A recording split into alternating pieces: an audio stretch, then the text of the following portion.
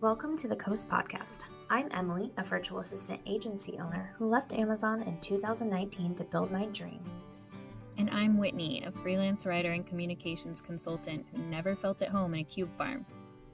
We didn't see many people paving their own ways like we decided to, so we created this podcast to talk to others who were brave enough to pick a different path. Creatives, entrepreneurs, people doing their careers and their lives their way. Join us as we learn from them, get inspired, and show you beautiful paths less traveled. Not every road leads to the coast, but the ones that do come with a great view.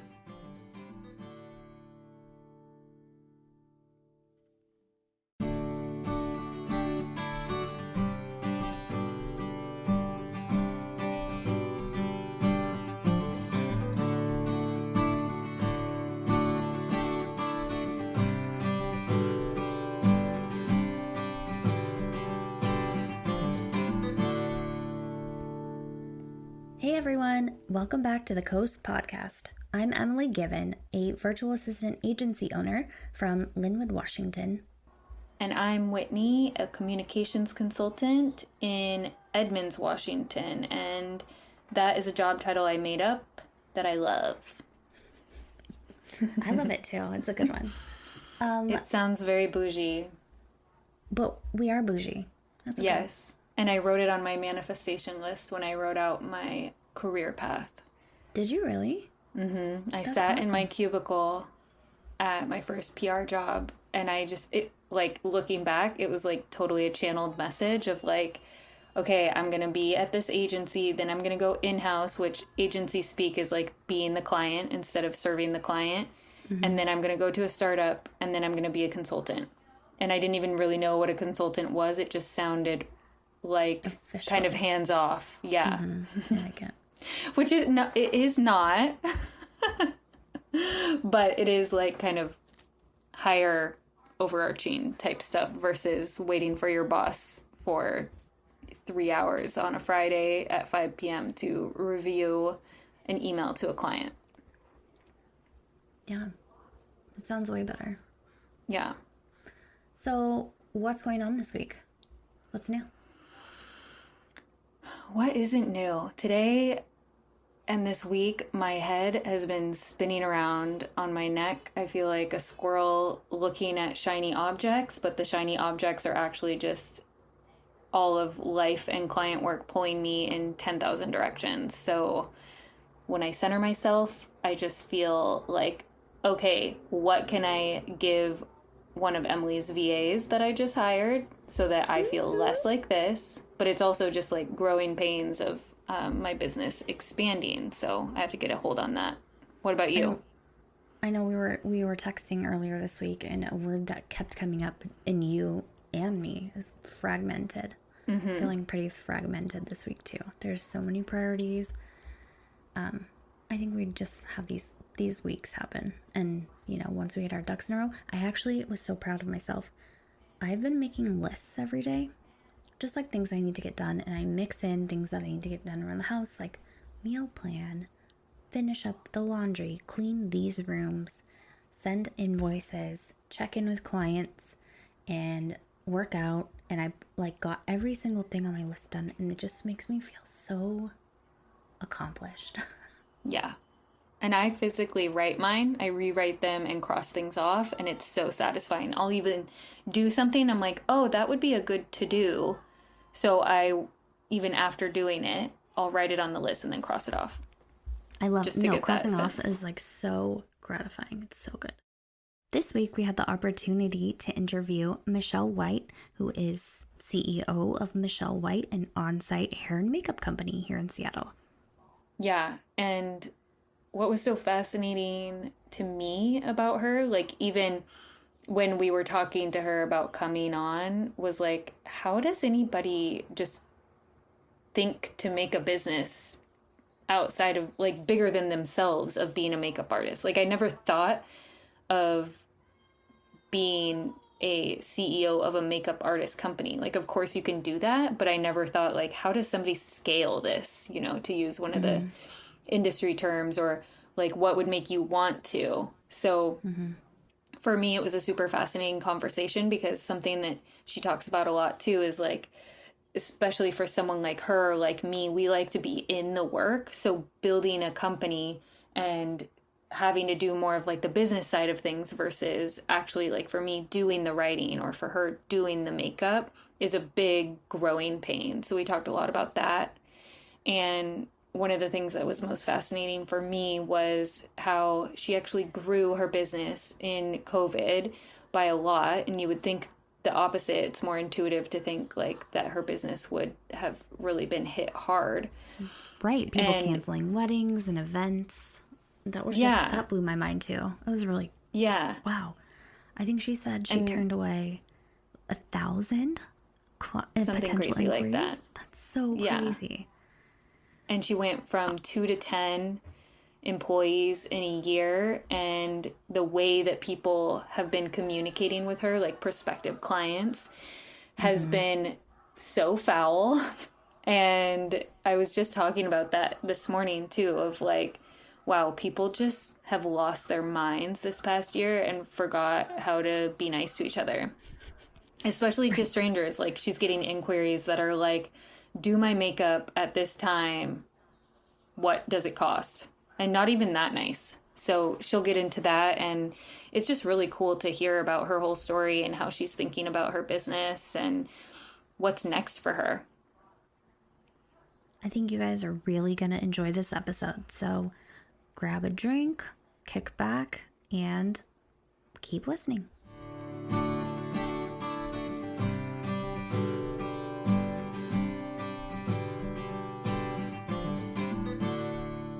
Hi, everyone. Welcome back to the Coast Podcast. I'm Emilie Given, a virtual assistant agency owner based in Linwood, Washington. And I'm Whitney. I own a communications consultancy based out of Edmonds, Washington, about 20 minutes, maybe 15 from Emilie. And today we have the pleasure of interviewing Michelle Wight, who owns Michelle Wight, a makeup artistry business. Michelle, thanks so much for being on the podcast today. Oh, thanks so much for having me. I'm excited to be here. So, okay, in your own words, we know you're a makeup artist and you have a team of makeup artists, right? So, tell us more about what you do and your business. Okay. So I am a makeup artist and I own an on-site hair makeup styling company.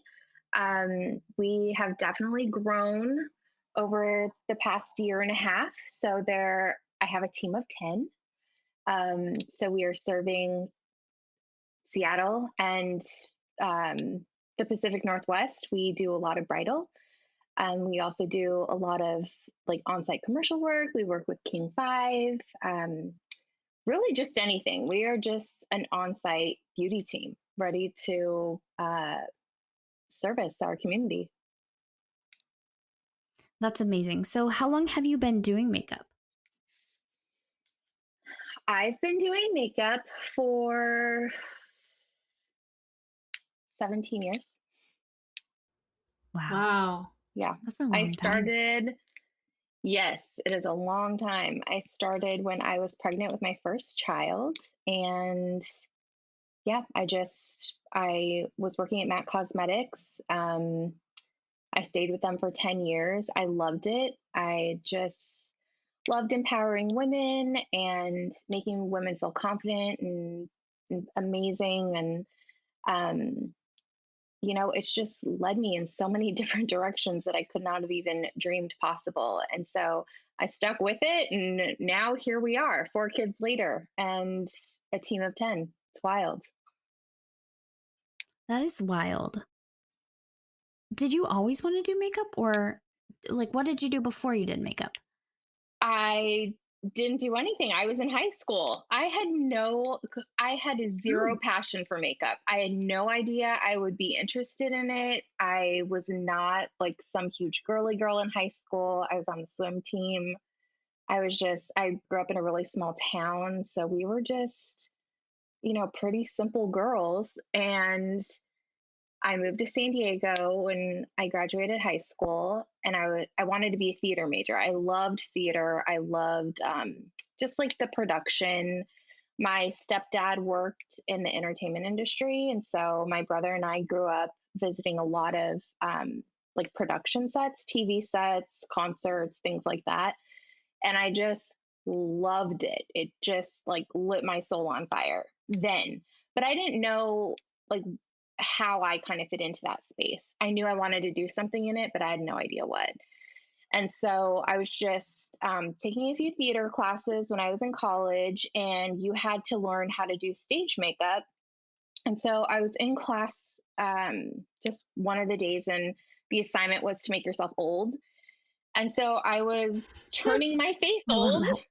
and my instructor came up to me and she was like, Michelle, do you do makeup? And I was literally 18 years old. I'd like just graduated from college or from high school. And I said, no. And she said, well, maybe you should. And so literally from Oh, that, that's so cool. yeah, that moment on, I was like, oh, well, I mean, who knows? Maybe she was just giving me a compliment. Maybe she really thought, she saw something. I don't know. But it gave me the confidence to head over to the Mac counter when I was 18 years old. And I was like, I can do makeup. I'm good. Hire me. And they did. They took a chance. I don't know why. I was so young. I did not know anything. And they took a chance. And yeah, it helped launch my career. That's really. That's incredible. What's What her name? I want to know what's her name. Do you know? My instructor, I don't remember. I don't remember her name. Oh, I should look it up. but she was very, very influential. That's like a pivotal moment that, some people remember and some people don't remember, but that's really, really special that you do remember that. Like what inspired you to actually just go for it. Yeah. It gave me the little confidence boost that I needed because I just, you know, I knew kind of a like area that I wanted to be involved in, but I didn't have a direction. So it was, yeah, very pivotal. What's the training process like at Mac? Because I know that they are about their business at least when they've done makeup on me. Oh yes. Honestly, oh my gosh. It is intense. So the gist is I've been away for like 6 years now, maybe seven, but the gist is to keep us up with trend, right? Also to be innovative. So the training, you are being constantly trained, or at least I was when I was there. Um, you have four different seasons, right? Spring, summer, fall, winter. And so there's different collections that come out with that. So they pull you, out of the store and they do 2 days of intense training, teaching you about the new products, playing with the products, playing on each other with the products, just get digging your hands in and really knowing things so that you can take it back and share with clients and customers and create a new trend or teach someone, how to step outside the box or things like that. And that was 10 years of that. So when I'm looking to hire in my team, when someone tells me that they worked retail, I mean, the experience you get working retail is like none other. You could not get that experience anywhere else. So would you say that for anybody looking to start their own makeup business or become what is MUA, right? Makeup artist? Is that the lingo actually, like the Yeah. accepted Trying to terminology? sound cool. Would you recommend that people start working retail? Yes. Or find a mentor. That's a program that I'm probably really going to start looking into for 2022 and 2023 because I feel like I have a lot of wisdom to share and I am all about continuous education. I've done this for 17 years and I still take continuing education Mm-hmm. just because when you stop learning, you become stale. And yeah, so, either do retail for at least a year minimum or find a mentor and work under them, learn from them. Don't ever think you know everything because you don't. Even I don't. So I have met, quite a few young artists who are just starting out, especially as I was growing my team and interviewing and reading through my resumes. And a lot of a lot of people have the talent, but they already think that they know everything. They already think like they're the best of the best. And I really need I really value a styling team who is humble and always willing to learn and always willing to do a little bit better. And just, I need that mentality on my team. Um, and so, yeah, I think don't have that attitude. Don't ever think you know everything because no one knows everything. That's really great advice. What are some of the biggest challenges that you faced when you started your own business?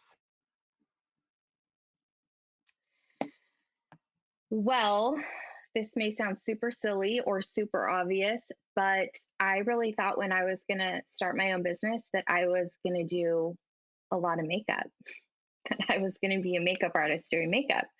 And running a business, you do a lot less makeup than you think. There's a lot of other things that go into running a business.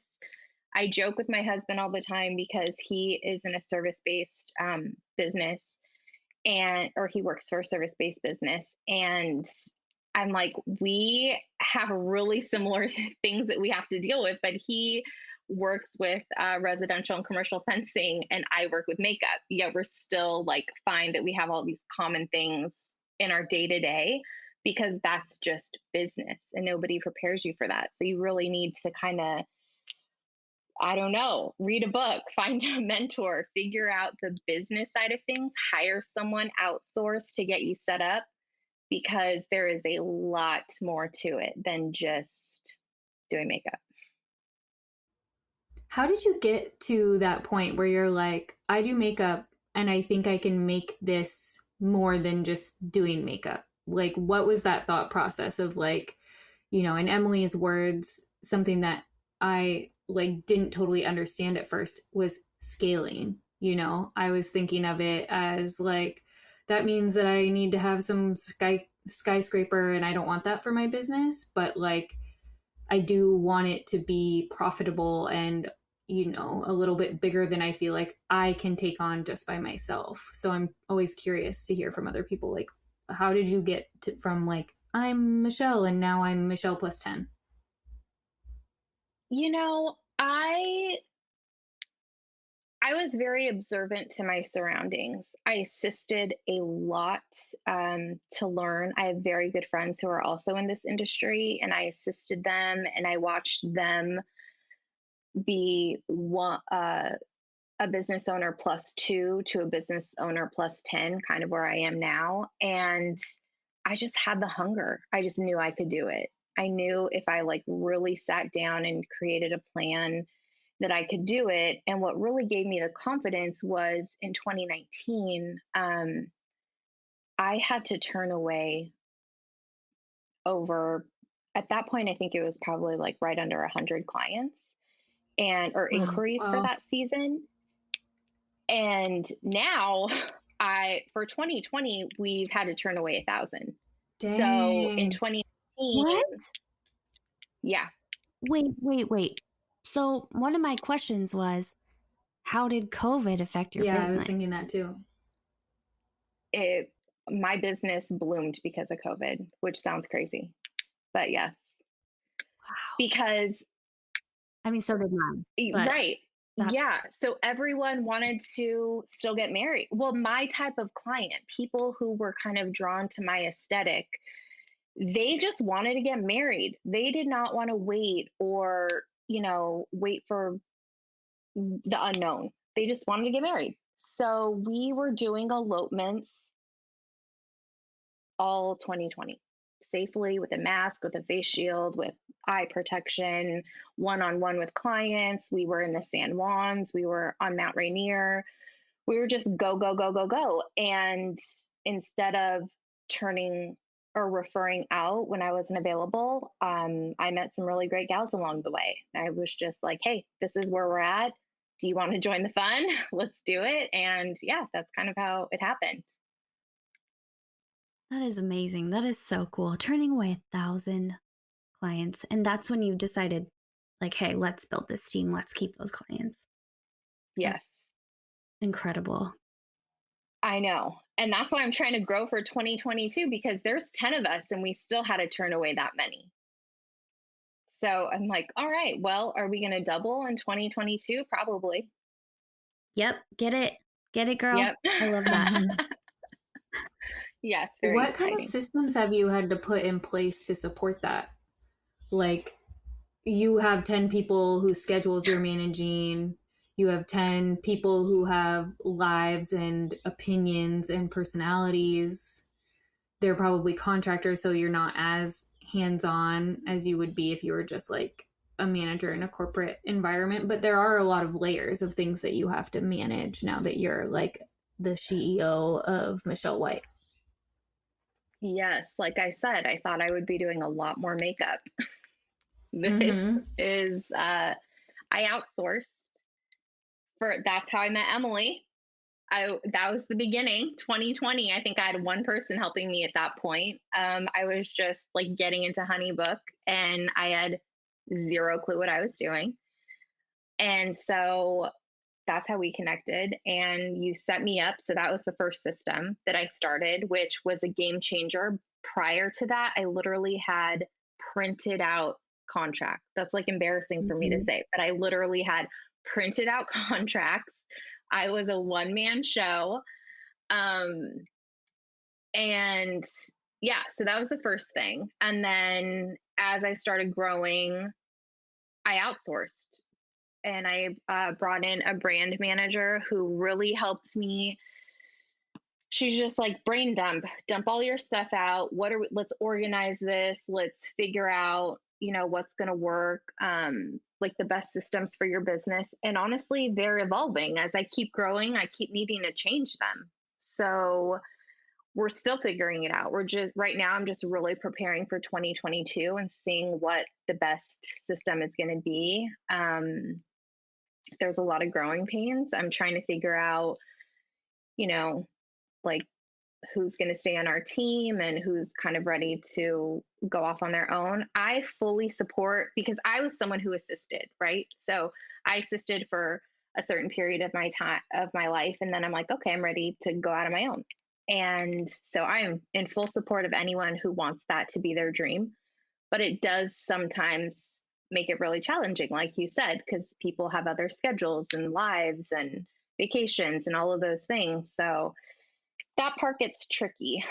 Ideally, 2022, I would just like a solid team who is only going to work for me. And I will keep them busy.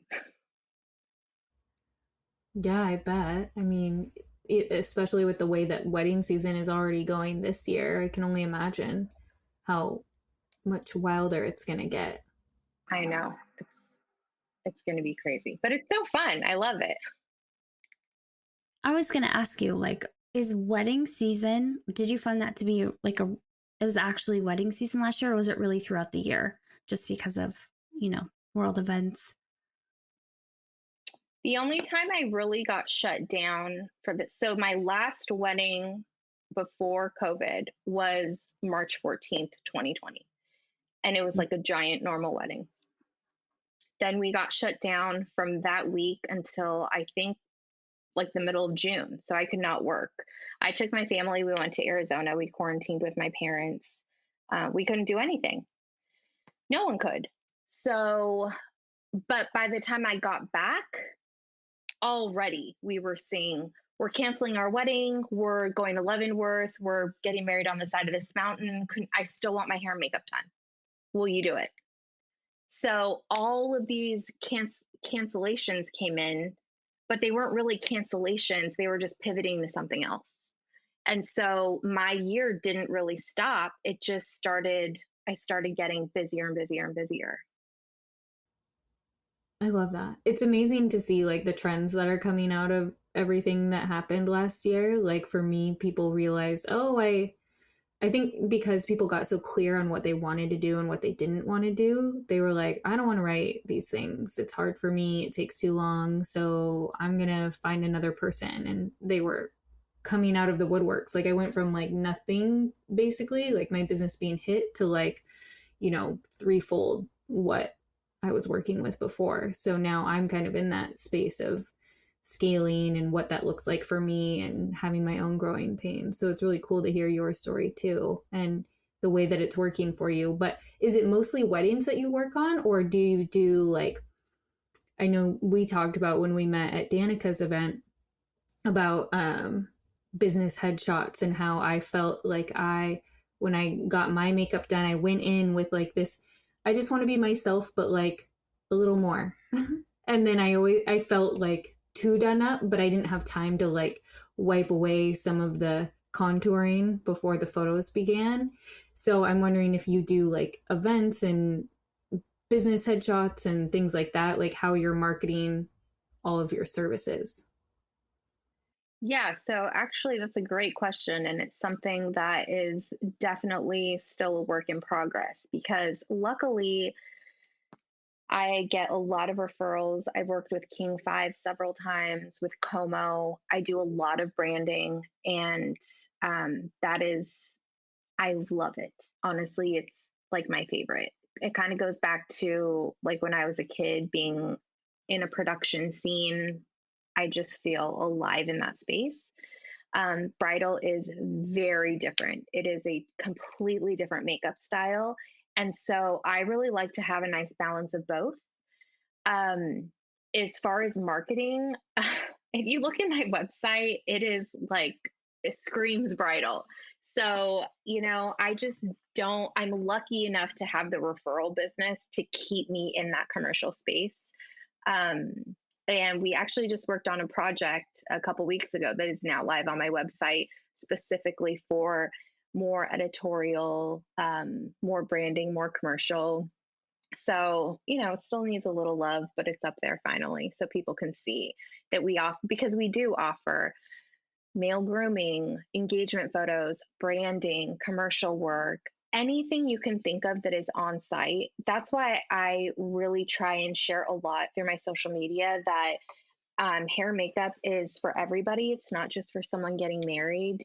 If you have a LinkedIn, you need a headshot. You need professional hair makeup. If you have a professional photographer for any reason, you should probably get professional hair makeup because it's an investment, whether it's Mm-hmm. your family photos, a maternity shoot, boudoir, anything, you're investing in photographs.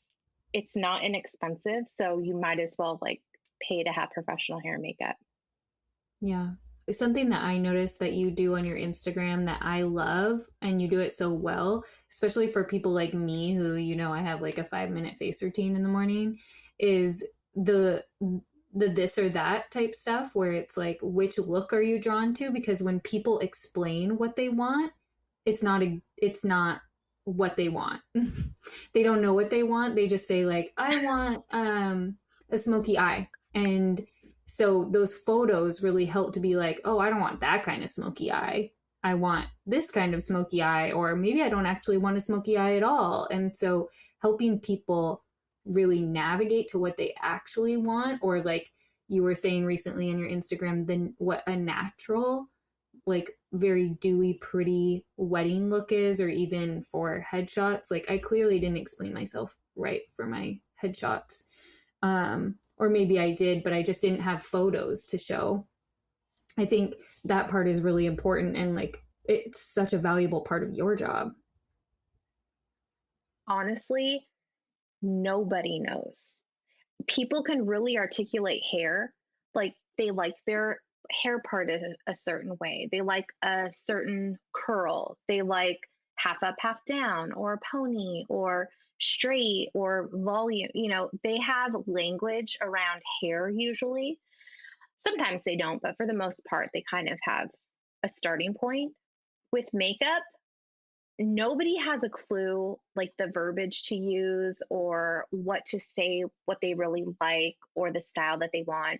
So I link my Pinterest to almost every single email that I send. I don't know, I should do a poll to see who actually looks at it to see if it's valuable in any way. But I've created boards so specific: red hair, red short hair, red curly hair, red long hair, blonde, brunette, blonde with blue eyes, brunette with brown, like so many different boards so that people can go and like, okay, who kind of looks like me or who kind of has my hair color?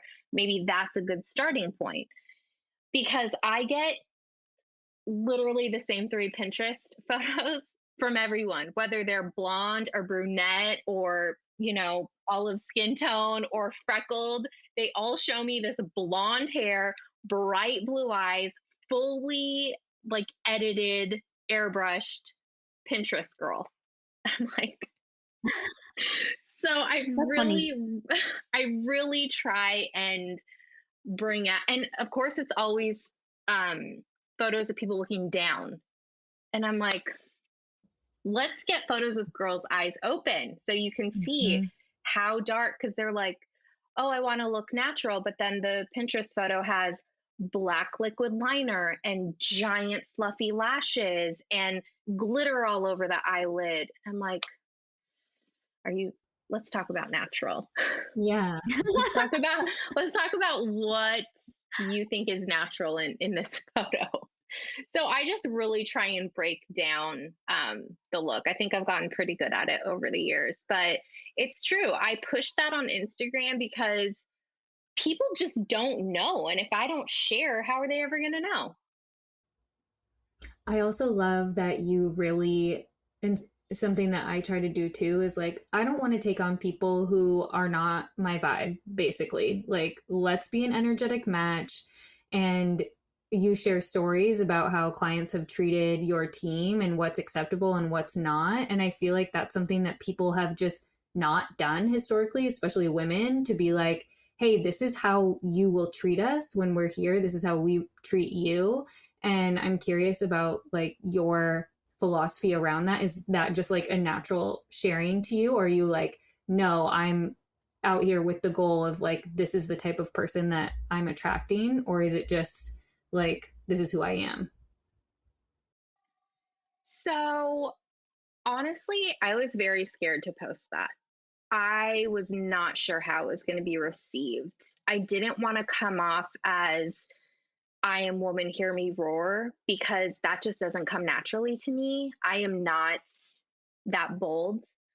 I also don't love conflict at all. Like if I I like rather do anything than deal with conflict, right? So, but there's just some things that are just zero tolerance. They have to be zero tolerance. And because I feel responsible for these 10 girls and the clients that I'm essentially like bringing into their lives, I need them to feel like they're in a safe space always. And so when that happened, I just had to draw a firm line and just not have any, like it, I said in my post, like everyone has a bad day. I have 4 kids. I've been married for 8 years. It like life is hard. We got a COVID puppy. Like I worked at the hospital and ran my business. Life is nuts. I have bad days. I have days where I'm like, oh my God, please no one talk to me, or like go get McDonald's for dinner or something. Like I just can't do it all, right? But that does not give me any right to cuss someone out or to be like cruel to someone ever. So I feel like that's a really low bar, to say, oh, please just don't cuss out my styling team, or please don't, be cruel or vicious or name call or any of those things. I feel like that's a really low standard to have. So yeah, I just had to put it out there for just to know that that's just not going to be tolerated under any circumstances. So this happened to one of your stylists Yes. on And on site. on site at her home. Oh, wow. And so I was just like, oh man, I just have to be very, very, very clear. Yeah. So in that situation, what does the artist do? Like leaves? Like with Politely excuses herself. That's what I said great. going forward. Yeah. She said, in this instance, the upset client had left after she spoke to her that way. She just left. But I just told everyone moving forward, I really hope that situation never, ever happens again. But should it happen, politely excuse yourself, because you do not need to stay in that space for like one more second than you need to. Yeah, my cousin, she does sugaring and at Plum, I think. And they have like a company philosophy. So when she was training, she was living with us for 3 weeks, and it was, oh, her stories were like the juiciest because she does a lot of genitalia. And oh man, like we were like, what happens if like a guy pops a boner, and like what is your like philosophy there? What do they tell you to do? And they had all of these like protocols of like things that they had to follow if somebody has like a chub or something, and they're like, okay, like I can tell you're a little excited, I'm just gonna like go outside the door or whatever, and like and see if that like gets easier, because they're like probably mortified anyway if that happens to them. And then Totally. if they like really have a boner and it's like not going away, they have to like go to the front desk and have that person's appointment canceled for the day, and then the owners reach out to them personally, and they're like, if there's like some kind of sexual harassment thing that happens from that, then they're like, hey, we can't like keep you as a client. And this is, I mean, she's not getting cussed out, but like boners are a problem too. Especially if they're unwanted by both people. So even thinking of like those things You happening, killed me, Whitney. like these are things that we don't think about though. Like when you're in that kind of service energy where you're and service Right.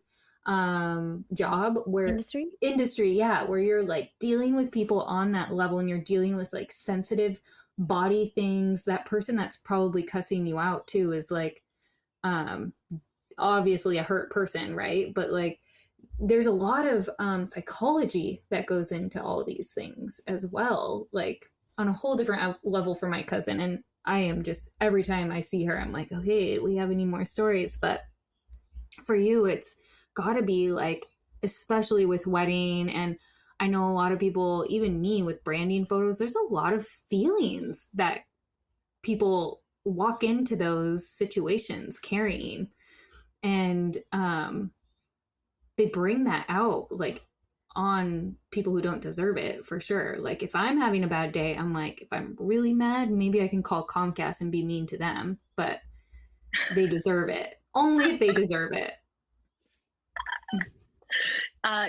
Yes, agreed. How do you No, you're like, right. oh, I was just asking like how you like, do you notice that when they walk in, like, okay, I'm gonna have to deal with some like baggage here? Bridezilla. Yeah. Bridezilla. Is Bridezilla a real thing? Before 2021, I would have said no. Oh, This people year, have been mean. people have not had a lot of grace or a lot of patience. I feel like I'm kind of pretty good at figuring out that type of personality, even through the first email, to kind of see if, we're a good fit, depending on, like, I don't know what happened aside from a pandemic in 2020, but sometimes I'll get emails that's like, hey, what's your pricing? Or, hey, are you free on 6/14? And I'm like, what happened to like, hi, my name is, this is my event. Are you available? So those kind of like really short kind of emails, I don't really like put that much effort into, because I'm like, gosh, you can't even say hi or like, just these tiny little clues that I've learned.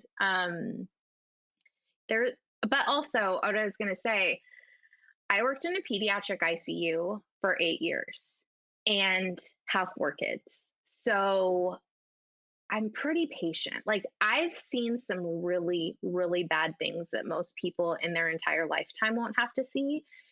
And so when someone's upset over something like, I don't know, they can't figure out the right lipstick shade or something. That's so small to me, and it doesn't rattle me. I don't get rattled. So one thing I read a lot in my interviews, people think that I'm like very calm and just bring like a really calm energy to the start of their day. But it's true. I didn't even realize that about myself until I started seeing like 50, 60 reviews that kind of said that. I'm like, okay, all right. I guess I do bring kind of a calm energy. I just don't get rattled. I don't get rattled that easily. Oh man, I have the opposite response to people. I'm like, I deal with toddlers. I don't need to be dealing with your drama. Yeah. I get how it could go either way. So people need you. So you worked at Seattle Children's in the ICU? I did. That's In the awesome. Did you ICU ever for work in 8 the years. NICU? Yes, I did. Oh, that's awesome. My son spent a week there when he was born. So I wonder if you were Oh, he working. did? Mhm. Probably. What year was it? 2016. I was in the PICU by 2016.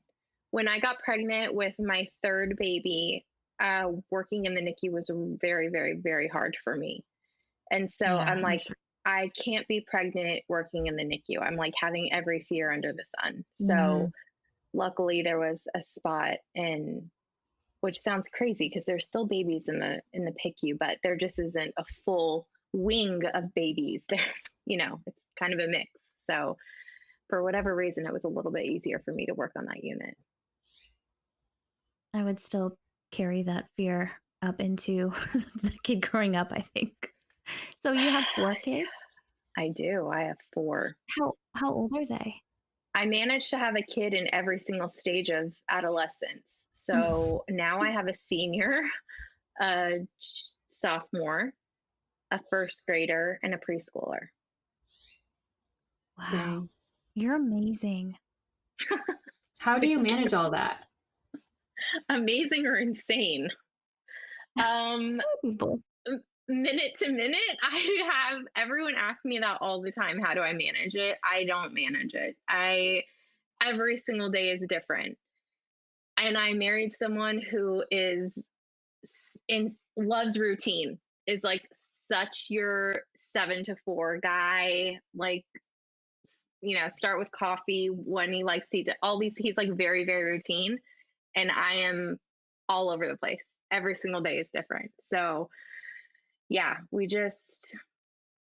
together, we just figure it out. It's not, some days are way easier than others. Some days I'm like, I'm insane. I can't do this, but then we just keep moving on. Are you able to build your schedule around theirs, or do you have childcare to support you having your schedule and them just still doing school and what they need to do?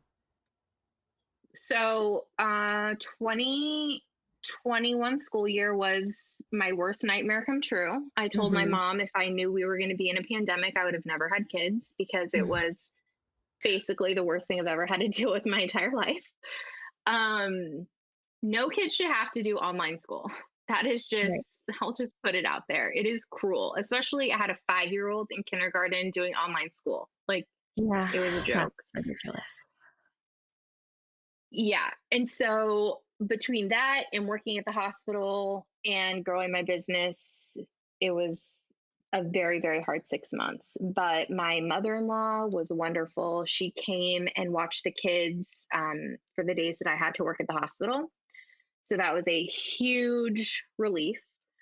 And then having my 17-year-old home, that kind of gave me the freedom if I needed. My shoots they're short. So if I have like a 2-hour branding shoot, I can just leave and then come right back. And we're in Seattle, so it's very close. So I lucked out there. I'm going to be way better at building my schedule in 2022 because all 4 kids will be in an actual classroom.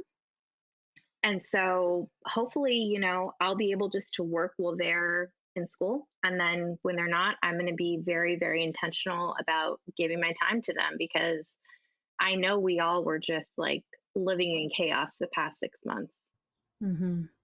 Yeah, props to you. I I always beat myself up for being grateful that I don't have a school age kid yet. Seriously.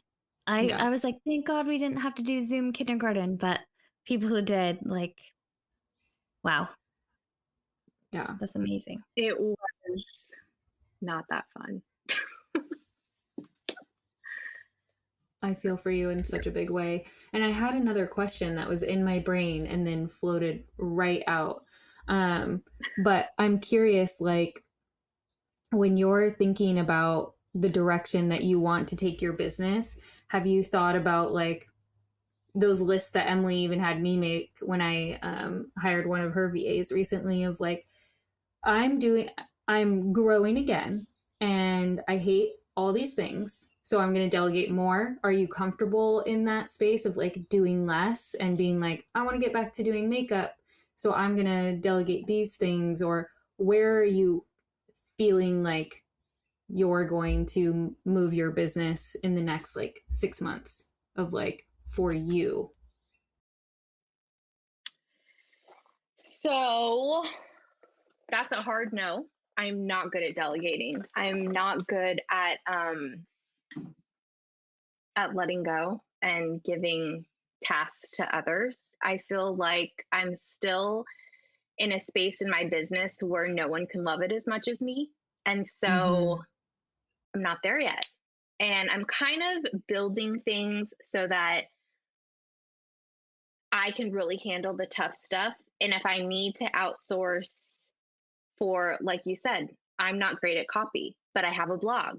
So those types of things, I will be way more willing to outsource. There's a lot of little projects that I want to start doing, like weekly newsletters for clients and future clients, just because I have so many tips to share with everyone. Again, that's not really like my number one. It's not my skill set. It's not my priority, but I would love to outsource for that. So those little things that kind of help feed my business, I am super comfortable doing it. But the stuff that I could probably really use help with, I'm not ready to hand over the reins. So, what does your ideal day look like? Like, once you have passed off the things you don't want to do, even though it may be hard, like, what do you see yourself doing? Like, what is your passion? What do you want to spend your time on during your day? I would like to be creating every day, honestly. I would like to be in front of my computer less and face to face clients more. Ideally, in a studio. I have a studio space downtown that I share. And a couple weeks ago, I got to do this giant project on my own, my vision and everything. And it came out, I mean, beyond anything that I could have dreamed. And it was just because I had this space and freedom to just do it on my own. I didn't have any input from anyone. And so that's what I want to do. And that's what I want to gift to clients is if they have a branding shoot. Like you said, you walk in with so many emotions. This is your brand. Most people have no idea what a branding shoot is. It's their first time. They don't know how they want to be perceived on camera or like their whole aesthetic. I want to be a part of that space. I always just joke and I'm like, I'm your number one hype girl, but I really do feel like that is an important role to have for people who don't, this space isn't familiar to them. So if you hire someone like your photographer, that's like the most important, right? And then you hire someone who knows branding or knows whatever your project is. I feel like that's important and I want to gift it more instead of answering emails. That's something Emilie's people can do. I just read a book called Do Less that's like changing my life completely. So that's why I ask those questions because it's like given me permission to be like, yeah, I hate doing that. So I'm going to give it over here. And all that like copy stuff, blog stuff, that's what I do. And that's what Emilie has some people on her team probably who do that too, where then you get to focus on the thing that you love and you bring in somebody who can take some behind the scenes stuff. Even this podcast, like I was all stressed out about editing it. I don't want to learn how to edit it. So we're having other people do that because if we didn't, we probably wouldn't put it out at all. Right. Exactly. Yes. So there was a lot of things like I'm now working with Gossip and Glamour, Sydney. She is a dream. And she's doing a lot of outsourcing for me. So, like, could I sit in front of my computer and create a list of companies that I want to work for? Yeah, sure. Do I have time to do that? Yeah, right. I mean, it would just never happen because I'm too busy. But I trust her implicitly, and she does that kind of stuff for me. And I need that, to continue to grow in not just the bridal space, but in other avenues that I have interest in. And so she's like my number one hype girl doing that for me. So yeah, I do value that type of. It was a little scary because I just left the hospital. This is my first week being fully unemployed, and it I was is gonna the ask. scariest feeling. Self-employed, not That's unemployed. amazing. Right, self-employed, yes. Self-employed. You're still employed. It feels amazing and terrifying at the same time. That's why, like, I pulled back on a lot of my outsourcing because I feel like my security blanket was gone. Even though it's like I worked 2 days, there wasn't a giant security blanket, but there was still a little one. So I'm just like, okay, how much can I do on my own? And I'm sure in 2022, I will be back to like, nope, I don't want to do that. I don't want to do that. And, figure it out again. But for now, I'm just kind of like, okay, let me just protect this little space. All of this I have control over, and we'll start to grow again, or I'll be able to evaluate a little bit better of what it looks like to just run my business full time. Yeah. Consider us your delegation hype girls. Yes. And I would not have said that about myself last year. Like, I bet even Emilie could tell you, like, I had such a tight grip on everything. And now I'm like, yes, give it away. I hate that. I don't want to do that grid. Don't want to do these graphics. I don't want to edit this thing. I don't want to find the website. So yes, give it away. And it empowers everybody else that you're giving it to too. Because I want to build my business on the things that I love doing, but it comes with all these ugly, annoying things that I don't want to do. So even figuring out like, wait, it's okay. Like I can delegate. That was like a whole mind-blowing thing for me as well. I think what I found really hard was that when I was outsourcing, it was really hard for me not to be like, hey, all of that stuff that I just brain dumped, like what of that is being checked off? And I become like this very annoying micromanager, which I do not want to be. So then I just take a giant step back.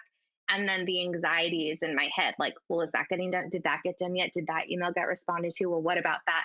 And it was worse for me, honestly. It was like worse on my mental health to give it away and worry even more about it than just sitting down, spending the time doing it, even though I hated it. So I'm learning. I actually have this book right in front of me. I'll show you. Traction. And it's been suggested to me by many people, and I want to read it and I just don't have time. And I'm like, I bought the dang book. I don't want to buy the audio version, but I could have finished it by now. But what's it about? It's about systems, like pillars, cool. Simplifying your business, and a lot of outsourcing, everything we're talking about. Do you have people, Emilie, who say that to you, like as a reason to not delegate? Yeah, but it really just comes to like finding the right person that has the right communication style. Like that's going to work for you. So something that we do when we're responding to emails, like you're like, did that email get responded to? What you do is you just say, hey, I'm looping in my assistant. She's going to help you out. And then you CC the assistant. And then what the assistant does is BCCs you. So moving Michelle to BCC when they respond, so you can actually physically see that they responded and they're taking care of it. But then that's the last email you get, and then it shows up on your calendar. So like you just have to figure out the right system that's going to work for you. Like, hey, BCC me when you send emails so I know they're getting done. Super easy. Yes. But you just have to know what systems to implement. So yeah, it's and then come up with like weekly or daily even like checklists. Like here's what I got done today. Just keeping you updated. Just whatever communication that works for you. You just have to build it though, right? It's like building the thing that's going to make sense is what takes the time. And then it's hard. It's growing pains for sure. Mm-hmm. So, And there, I think for you too, it'll be like a switch goes off where you're like, okay, I'm ready. yeah, Everybody has their timeline. right. Exactly. Maybe I really think that our business is probably going to double in 2022. I will be ready then because I will Write it down, manifest it. Yeah, Yes. claim it. It will double Yes. in 2022. Yes. Holding the vision for you. I love that language. Holding that vision for you. I had like some friend from college, like the most random frat boy friend of mine, who I guess uses Facebook like Twitter, and he was saying like, oh, for people who were paying attention, like my wife and I, we changed our plans. We're not going to move to Texas anymore. We want to move to Hawaii, but we're going to have to make more money to make it happen anyway. Like, that's just what we want to do. And I was like, what a weird status. But then I like commented, and we're like not close anymore. But I was like, Henry, I'm going to hold that vision for you. And he's like, thanks, Whitney. Like, why not? He's putting it out into the universe. It's hitting my eyeballs. Maybe I'm meant to hold the vision for him. I love it. I want him to move to Hawaii if he wants to do that. Yes. So I like that language. I'm going to hold that for you, Henry. I'm hoping to see you on Oahu. We do have some rapid fire questions for you if you'd like. Yeah, let's do it. So the first one is, what's your coffee order? A vanilla latte with. Or if you don't do coffee. Oh, okay. I do coffee. Vanilla latte with almond milk or oat milk. Hot. What? Yes, that me too. I'm not a huge ice person. I love iced coffee. What is your first happy memory? Oh. I probably have memories. You think it's going to be rapid, and then it's not. I know. I probably have way earlier memories, but for some reason, I just my brother and I, when I was like 7 years old, we got to visit the set of Saved by the Bell, and we loved Saved by the Bell. Like, who didn't? And I have a vivid memory of that for some reason. It was awesome. That's amazing. Did you see like Screech, Kelly Kapowski, or it was just the set? No, we got to meet the cast. It was cool. So cool. Yeah. Mario, he's still doing it. He's like Carson. I'm like, go, Mario. He's like Carson. Yes, exactly. Oh, I love it.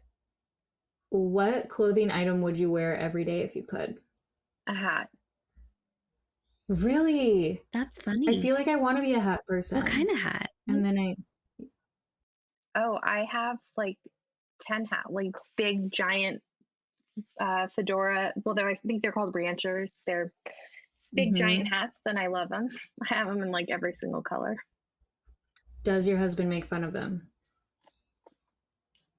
He used to. He's way better about it now. He used to think I was so extra. He's like, why are you wearing? You do not live in LA anymore. You live in the Pacific Northwest. And I'm like, that's all right. It's still in me. Yeah, that's mine too. He makes fun of them. And I'm like, oh, but I feel like I look good in this hat. And then I had this whole journey. He makes fun of my journeys, but I'm always on a journey. And I had a journey of hats that fit, like baseball hats that fit over my head and not over my ears. Because I think I have like a toddler size head or something where every hat, it went over my ears. And then I couldn't wear my sunglasses. I need my double sun protection, which I feel like you'll appreciate. And so I had to ask on Instagram, and people finally gave me, there's a great like Sweaty Betty hat from Nordstrom that's more adjustable, but it's still not like a super cool looking hat. I'm still on the hunt for like, if I could have like a dad hat that actually fit my head, where my ears could pop out but not look crazy. I don't even know. And then I look at my husband and his head, and I'm like, your ears are always out of your hat, but they don't look crazy like mine do. So, but I wanted a wine tasting hat. That was my next. That'd be a good situation. I am going to tag Rangers. you. I'm going to tag you in the boutiques that I've been buying hats from, and they've never failed me ever. They're amazing. But then I feel like you'll also appreciate something I'm going to show you. Yes. Wow. Sunglasses. Oh, the sunglass box. Yeah. That's a lot of sunnies. That's amazing. She is showing us. I have 2 boxes. 12 pairs of sunnies. Oh, wow. Yeah. I Yeah, lose I sunnies have. all the time. I buy nice ones and I leave them on the table at the restaurant I'm at literally every time. I do not, and I Okay. do not need that energy in my world Oh, I'm because sorry. I keep them forever. I want to keep mine. I'm going to keep mine. Mine are going to stay on my person from now on. I was just talking to the sunglass hut ladies in California when I went to visit my mom, and I was like, okay, so I need these DG sunglasses because I'm a DG. And I have a very specific lifestyle where I'm always with my double sun protection. I'm usually wearing a visor. I like to push them up on my hair so they can't have the things on your nose, and because then they'll get caught in my bun. And they were just staring at me like, you are such a crazy person. But I was like, I'm allowed to be like a sweaty mom of young kids and have fancy ass sunglasses when I'm out on my walks pushing a stroller. Thank you. So we figured it out. If you ever need support in buying sunglasses or hats, just call me because I will always support. I'll never say no. They're the most important accessories, I think. I agree.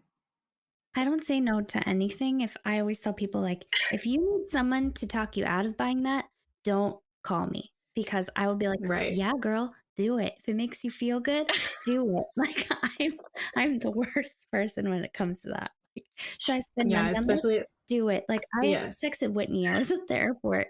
Sorry, I'm ranting. I was like, Whitney, should I buy a day pass to the airport lounge, or should I sign up for the Delta Airport Lounge Club? My flight's in 45 minutes and it's $500. She's like, maybe. Like, she's, I'm bad at that. I asked a few questions, but overall I'm supportive. I didn't do it. I feel like I need to be in that text thread because that is definitely like something that I would need support with too. Yeah, I'll text you. I was all in. I thought you could get day passes, but apparently with Delta you can't anymore, which it's like is, I think, is bullshit. The annual one. So I've also never been in an airport lounge, and I'm like super excited about things that are bougie like that. Like, ooh, it's secret behind that like door that's lit up. Like, I want to go in there. Like, I get really excited about that. Yeah, and be in that energy. Right. That's important because then you're in that energy that you want to be in. Like, I love a hole in the wall food place, but I'm gonna wear my fancy sunglasses because that's who I am. Like, I want to live in that contradiction of like, I will be in the bar with the sticky floor. I do not want to be in the loungy bar, but I'm gonna wear what I'm gonna wear. You know, like, it's all about being in the right energy for you. And you can be a lot of you're things like my too. people. Yeah, that's what I like totally this is agree. all about. Like, just be who you are and own it. And that's why, like, one of our earliest episodes, I was just re-listening to it today. I was like, one of the things that I'm working on is like not couching my belief systems and saying like this is woo woo, but it's just like this is who I am. Like, I am gonna sit with my crystal and that's gonna make me happy. Then that's what I'm gonna do. And if somebody's asking for advice on something, I'm like, hey, I have this awesome crystal that like you can sit with. I'm not gonna be like, this is woo woo, but if you like crystals, you know. So they can take it or leave it. It's a good space to come from. Yes, I like that. Yeah. I need to be and it's better. a constant work. Like, in my head, I'm constantly turning like, say this is woo woo, but, and then I'm like, I'm not gonna say it. Not this time. Next question is, what is the best business purchase you've made in the last 6 months under $100? Oh, under $100? It's hard. And if you need to break the rule, you can say whatever price you want. Wait, hold on. This was under $100 and I'm obsessed with it. I'll just show you right now and tell you that it is the light stand UV size. Oh, the huge ring light. Yeah, but it's like this little mini guy. It's super light. I got it on Amazon. I think it was $39. And I use it for some reels and some batching stuff that I do. I used it today for our podcast. I love it. Under $100. And wait for it.